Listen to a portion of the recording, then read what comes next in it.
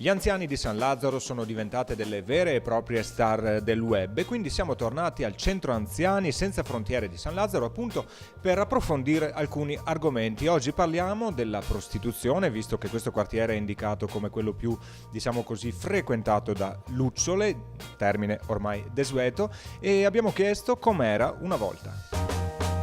A dire la verità, 50 anni fa di prostitute non ce n'erano mica di professione qua. Ma qui che dava via a Gnocca si chiedeva sempre, ma questo era supportato perché c'era il marì che a sera andava a casa imbriaghi e il furbetto che non beveva e buttava su l'armatura, no? Questo è il punto. Diciamo che c'era oggettive difficoltà in quanto non c'era i presupposti perché in Campomarzo c'era la famosa Celestina, ma diciamo che già quando io ero bambino, quindi vuol dire 55 anni fa, sì, ero 17, la Celestina penso che potrebbe aver avuto, non so, 40-50 anni, è già vecchia, malmessa e di aspetto decisamente sgradevole. Per cui credo che bisognava essere veramente via con i sentimenti per potersi accompagnare a questa persona. Vorrei aggiungere qualcosa al mio amico qua, quello che ha detto. Per la nobiltà di San Lazzaro, quando c'era bisogno di scaricare l'armatura, si andava e altri cercato da muta e sorda. La muta e sorda era uno che ti puoi dire quello che te volevi e con 200 canotti ti facevi a te e te andavi via. Ecco.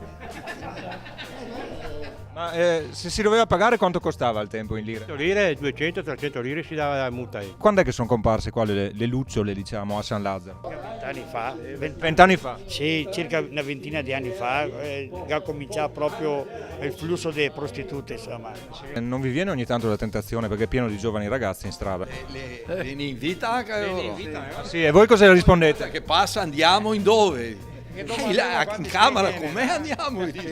Sì, qua ha bloccato una che ha fatto il verbale, come che ha dato la fotocopia del verbale e i vigili sono da via e ha strappato tutto, buttato nel cestino, perciò mi viene neanche a considerare perché le multe non le paga.